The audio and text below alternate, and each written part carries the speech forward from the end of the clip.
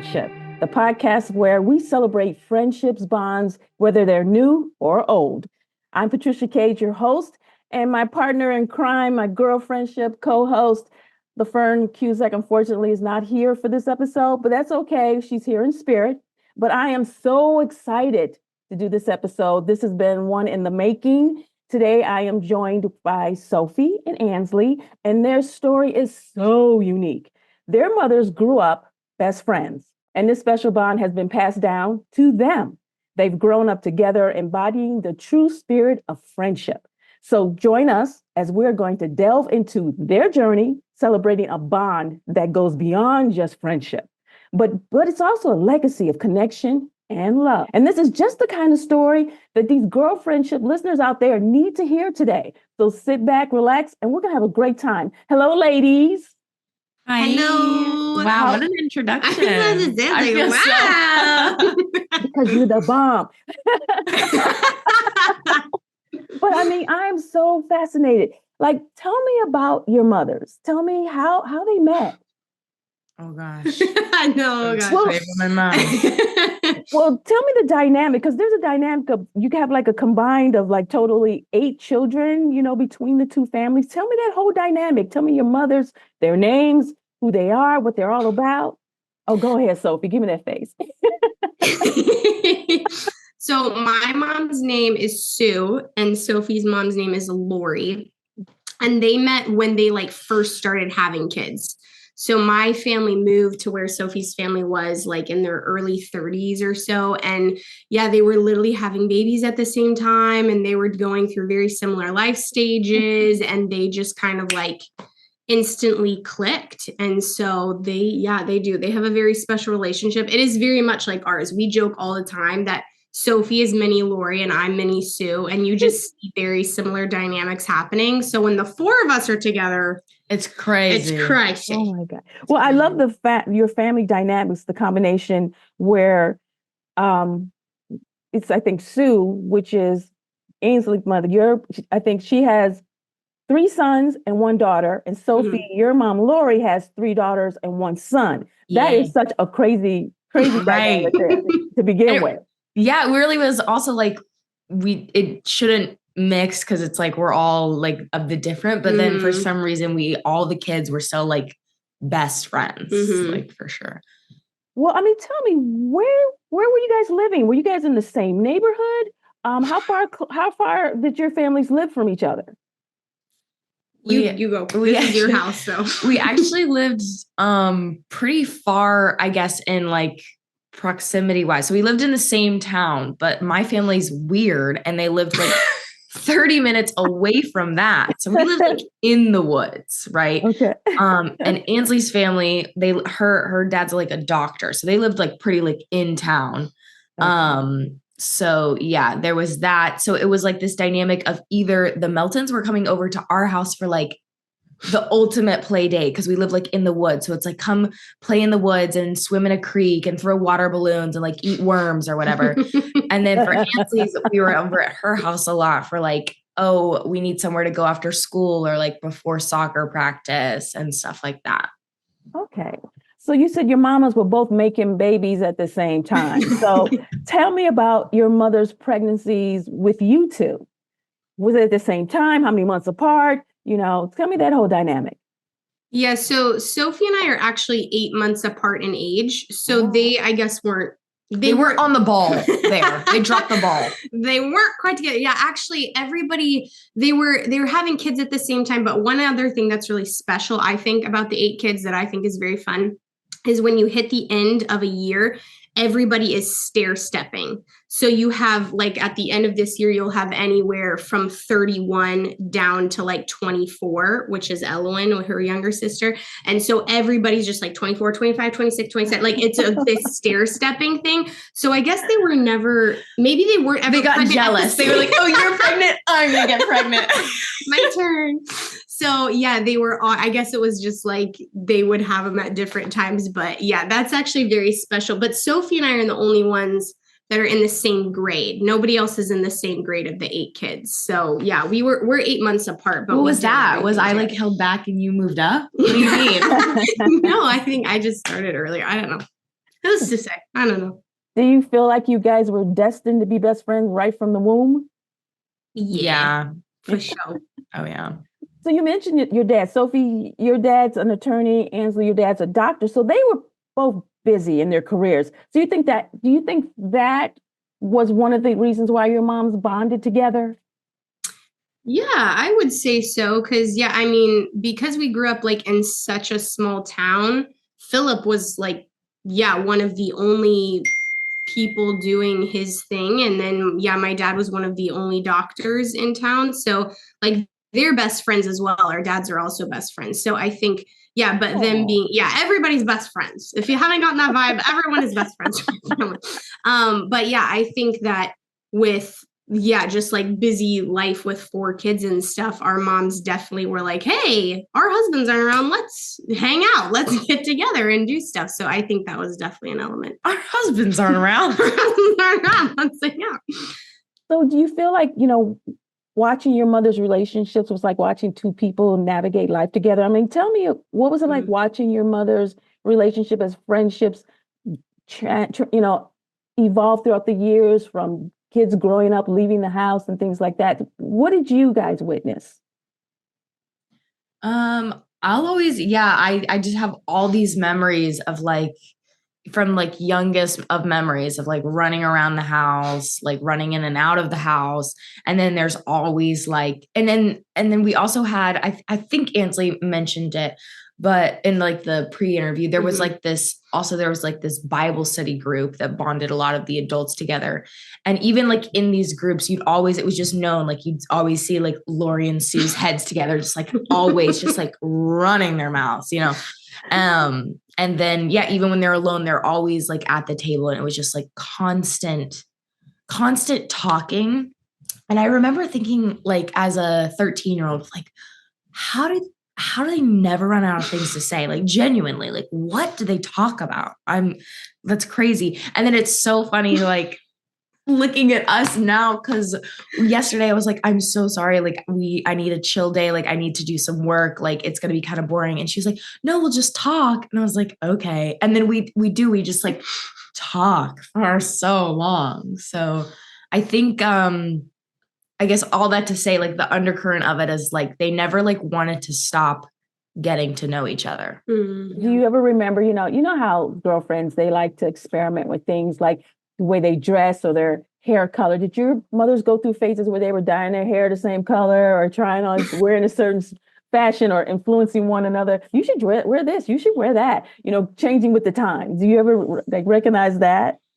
To be honest, I don't think so. I think it was funny how different they were. Like they both are very like in their ways. I don't know what the word would be, non-influenced by each other. Yeah. And also like Lori is an art teacher. She's like an artist gal. And Sue is, when you think of stereotypical homeschool mom, that is Sue. So they were just very much like, this is who we are, take it or leave it. This is how we roll. And yeah, I don't think there's ever been like a moment like that. They just kind of roll how they roll. Are there any like shared family traditions, or are there any like cute traditions that your mothers had between themselves that they created, that they've done over the years? New Year's, yeah. One thing that our families do together is, one, we grew up going to the same camp together. So the camp that we went to, they had like every Labor Day weekend, they had family camp. And that is something I remember us going to probably from the time Sophie and I were like 4 or 5 years old.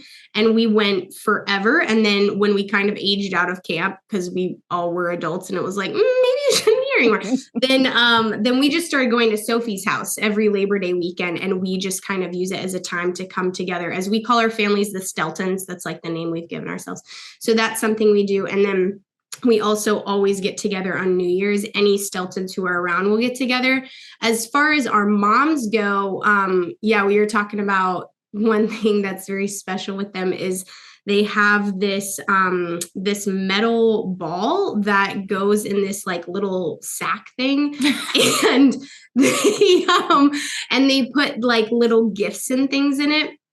to give one another, whether it's just like a little note or whether it's like a little candy that the one knows the other loves, or if it's just, yeah, like a little special sentimental something. They would often, I would see it all the time. They would like put it somewhere in our homes so that the other person would find it after they left. And that's something that Sophie and I started doing around maybe like when we were 7. I remember Sophie gave me one of those for my birthday, and it was like this really big deal because it was kind of this passing the baton down of a friendship type of thing. And so that's been something that's special watching them, but it was also special for us growing up for sure.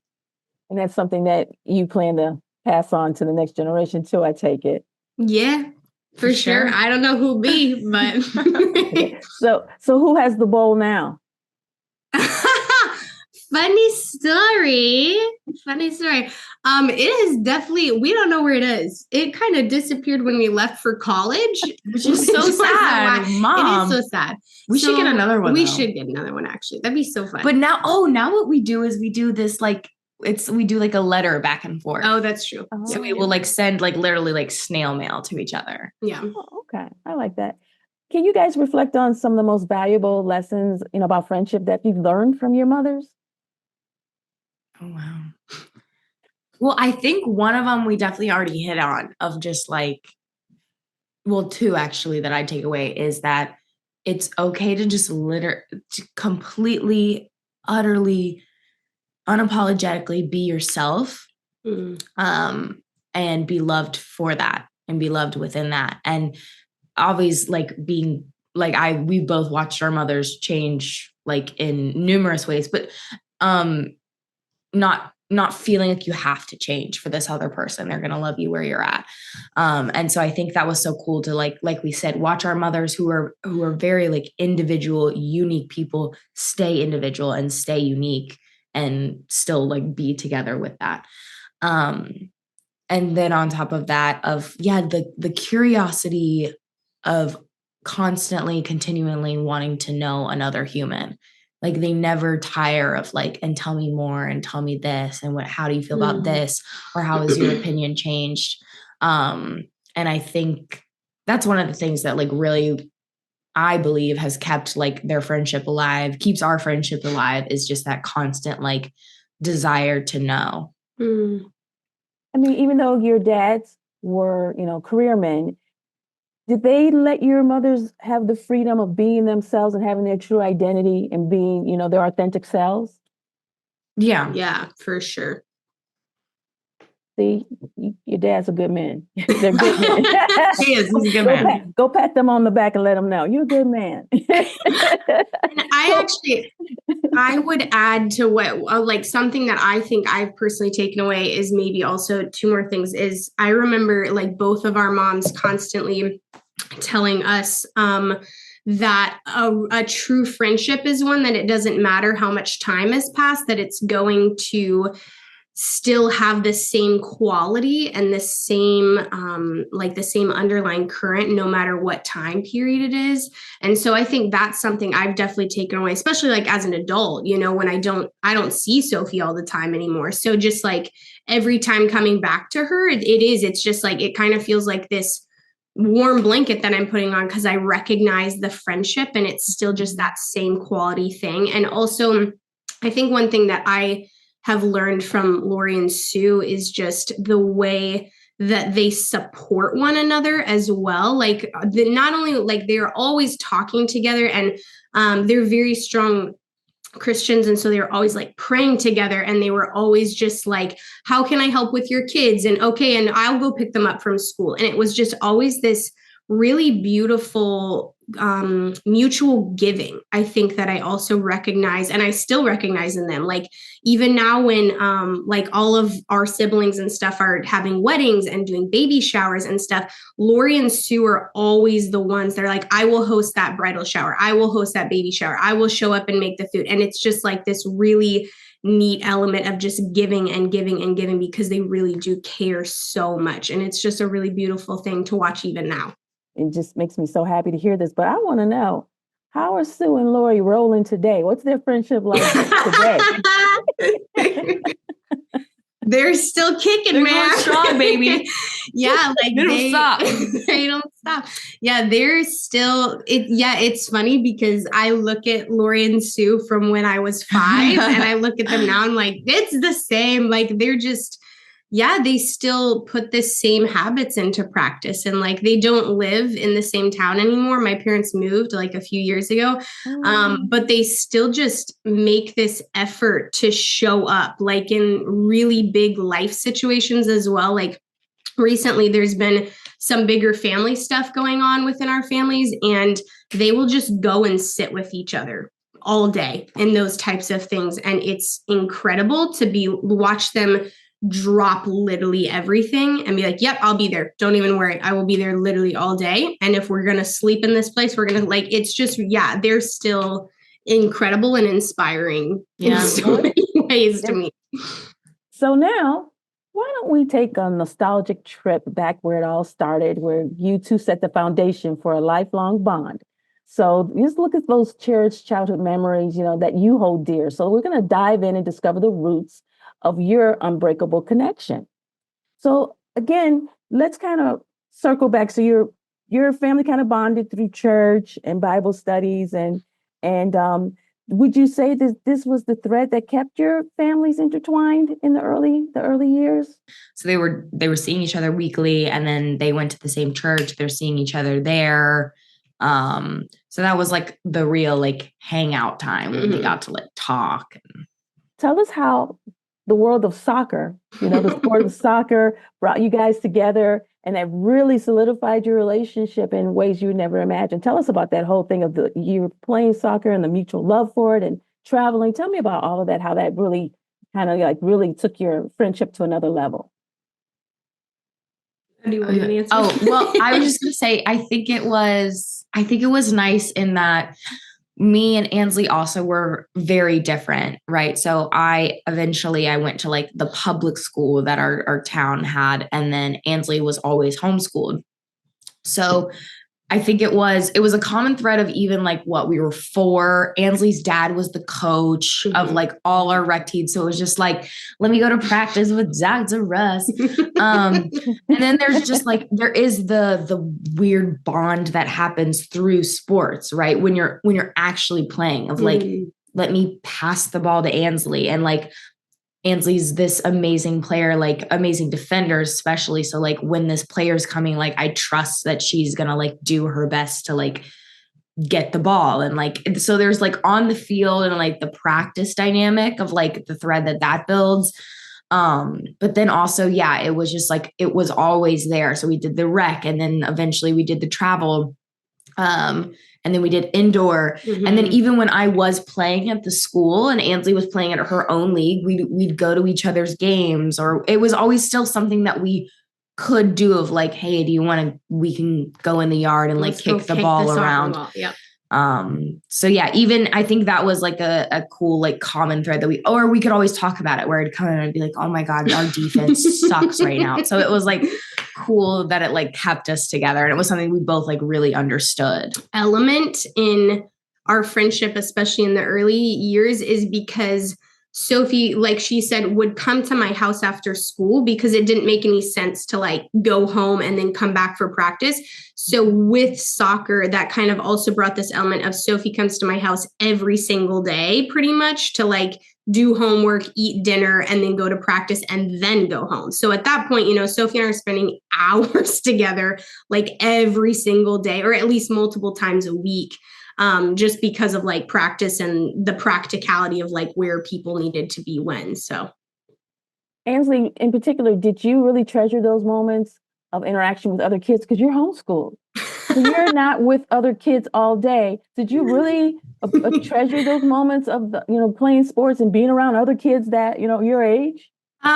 Yeah, for sure. I mean, my family was everybody was homeschooled, but my family was also integrally involved in like so many different things. So I didn't ever really feel like, oh, I'm homeschooled and I don't know how to interact with people, or like I don't get the chance, or like I don't get the chance to, because every single time we had Bible study, all of the kids were coming to my home. like every single time. So we were constantly around the whole Bible study group there. And then, soccer, we played soccer like fall, winter, spring, like we were always around kids then. And then church, oh my gosh, like, a million kids all the time. And then I also did like music and stuff. So I definitely treasured the moments like with Sophie, just because she was my best friend, but also, like being around kids was so normal. And like, we had so many neighborhood kids who were also homeschooled. So for us, it was like, woohoo, we'll just see people when we see people. But it was always a very, we were always on the go. I think it is like I'm in LA right now for acting, right? Mm-hmm. So, and Ansley did musical performance and loves theater. Mm-hmm. So I think it was just like classic weird theater art kids stuff where watch me, where we would look up, we would get like these theater songs and we'd play them. And then we'd be like, okay, on this move, we're going to go like this. And this move, we're going to go like this. And then it didn't help because like our parents my dad especially has this complex where like he watches it and he's genuine. He's like, oh, that's really good. Like that was so good. And it wasn't good. But then it gave us this thing where we're like, oh my God, we're good. Like we can do this. Yeah. I mean, even though we're hearing a lot of the upsides, did you girls ever face challenges or disagreements between each other as kids? I feel like just talked about this. What was that yesterday? Yeah. That was,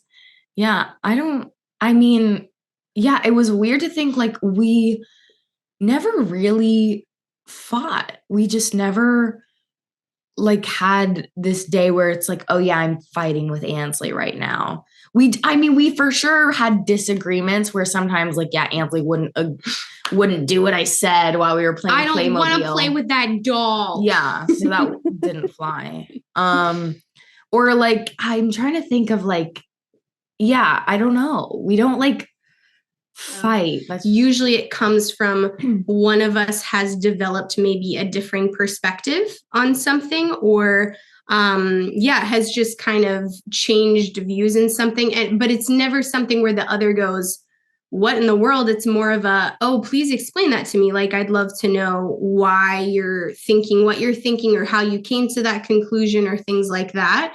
So, and I think that's actually just probably something that maybe we've subliminally, like subconsciously committed to of like, this isn't going to be something that we allow to come between our day-to-day friendship because why would we let things do that?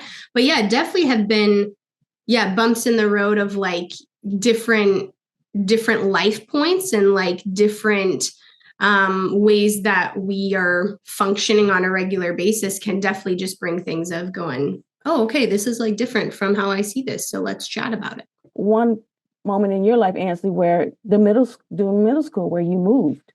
And tell me about how hard that was being away from Sophie. Yeah. So when I was 11, my family moved to Alaska because my dad, we did like a ton of missions work growing up with the medical field. So we were always like bouncing all over the world doing stuff, but it usually was short term, like a week or a month or 2 months or something. So it was always kind of like, here's the start date, here's the end date, no big deal. But then, when I was 11, my dad was like, hey, we're going to move to Alaska for at least a year. And I went, oh, what? So that was the first time that, that I was going to have to say goodbye to the Steels long term. And it was, honestly, it was like world shattering to me because it didn't feel like I was saying goodbye to friends. It felt like I was saying goodbye to my siblings. It kind of felt like I was saying goodbye to like the other half of my family. Mm-hmm. And so I remember being extremely like devastated, but I also remember for me, I was extremely anxious about that because that was the first time that it was kind of this testing of it, like, what is our friendship going to look like when I don't see her every day for soccer practice and when I'm not seeing her every week at Bible study and church and, whatever, how is that going to stand? And I mean, middle school is a weird time in life anyway. So that was also just icing on top of the cake, but it was also a very sweet time because Sophie came to see me the first year that we were there, and it was a surprise. I had no idea she was coming. And it was like the most amazing week because I hadn't seen her at that point, probably for like 9 months. And it just went right back where it was. Kind of like what Lori and Sue had always said, like if it's a true friendship, it's just going to snap back into what it's always been. And I definitely found that to be true. And after 2 years, my family moved back to Virginia, and it was the same way. Like Sophie and I started high school at that point. It was like, yep, Sophie's my partner for soccer practice. And it was literally like nothing had changed in that sense, like at the core. And so that was a really cool thing for me. I don't know if you have, what would you like to say about that time in life? How did you cope during that time? Sophie? Not well. No, I think leading up to when I went to go visit her, I was so nervous because it was like, oh my gosh, like she's a cool Alaska girl now. I haven't seen her in so long. And it was like that, like kid feeling of like, what was that? 7th grade, 6th grade? I was just like, everything's different now. And like, nothing's the same. What are we going to do? And then, yeah, when I came to visit, it was just like nothing had changed. And I was like, oh, we're going to be okay. And I think in your like kid brain that like communicates of like distance doesn't affect like a person or like the real relationship for it. How did you guys battle through that, through those years of high school? Do you want to start on this one? Also not well. I mean, high school's rough for everyone, okay? Yes. It's just like, who am I? Where do I fit in? Blah, blah, blah. It wasn't that rough. Okay. And yeah, I think it was like I need to fit in here. So like, it was like a weird, I think that was a growing period, right? Like, of experiencing what it's like of everything before that, especially Alaska. I think Alaska was actually like a good prepping stage because everything before that was a shared experience, right? So when you have like, oh, I know exactly what happened and where you're coming from and what you went through. In high school, it was so different because it was that unspoken thing of looking back on it now, like you don't know how to communicate that as a teenager, but it's like, you don't know anything that I'm actually like going through right now. Like you don't experience it and you don't. And like Ansley's she's a very mature human being. So it was like, not even is she not experiencing, but she doesn't really like a lot of the high school, like politics, she doesn't care about anyway. So I think that was hard to like, yeah, talk about appreciating like a person where they're at and their uniqueness of like realizing like, oh, like we're on very different like fields right now and like learning how to adjust within that for sure. Well, you said that Ansley was very mature. I think was that really great having her maturity to help you because you would have occasionally many meltdowns and she was there for you. Can you talk about that? Just my mini meltdowns that I had. You said I did. I have meltdowns. It's fine. No, I think, yes, looking back on it, like sometimes it wasn't right. Sometimes it wasn't, you have to be, I think, in the place to really receive the wisdom sometimes. And what are you laughing at? A place to receive the wisdom. Right. Cause I mean, sometimes she would be saying stuff though, that's like, why is this a big deal? Like, this is not a big deal. Like her boyfriend does not affect what you do and like what is going on. And I think sometimes, yeah, if you're not in the place to receive that, that would make me like angry and like, oh my gosh. But then sometimes you're like, you can look back and be like, oh, this really isn't like a big deal. As you were going through your high school years, as you came to your senior year, did you have in the back of your mind, like, we're going to go away to college, we're going to go in different directions? How will our friendships survive that? Yeah, I would say 100%. It was kind of this hanging in the balance moment of like, what does this look like? Because we'd done it before, with Alaska, but at that point, yeah, high school had looked so different from anything that we had gone through before. And so maybe this is jumping the gun, but plot twist, we went to university together. So spoilers. So when we went to university together, I think that actually was kind of this reunification process. Not that we had ever split, but it just kind of taken a little right back together because it's that shared experience. We went back to the shared experience of like every single thing. I mean, we weren't in the same major. We were in completely different classes, but like we lived on the same hall and we roomed together and our friend groups were the same. And like all of these different things, it kind of snapped us back because when you've been friends with somebody for 24, 25 years. Much work. No, that's what I'm saying. I'm saying the new friendship. Like, right. How the heck would I ever get to the point that I'm at with Sophie? Like, I can't. So I'm kind of like, oh, geez. So sometimes I think, like with new friendships, it is always something that I value and that is exciting to me. But at the same time, I definitely have my inner circle that are going to be my 24, 25 year friends because I mean, the history together and just the depth that Sophie knows me at and understands like the way I function, it just won't come in a lot of other places. And so new friendships are definitely something fun and they're great and I love them, but they're not, I think sometimes I have a hard time not comparing them maybe. I think that's what I was going to say of like, I think it gives me a healthy dose of comparison because all friendships that I've made, especially after college or even in college, I hold to a standard of I know what it is to be that's a good point. To be known and to be loved and to be loved well and to be supported. And I am so lucky to have experienced like good, true and pure friendship. So it's like the bar is here. And so I feel like in the plus side of it, like it's made me be able to attract because I've learned what it is to be, hopefully a good friend. But then also like I have no room for any type of like undercurrents in friendship and how that sometimes can happen with sadly women. And I think I've just been blessed where I've been able to find very good friendships in other women because it's held to like such a high standard of like no BS, if you will. No BS. So ladies, let's look into the future. I mean, are there any goals or dreams that you have for your friendship?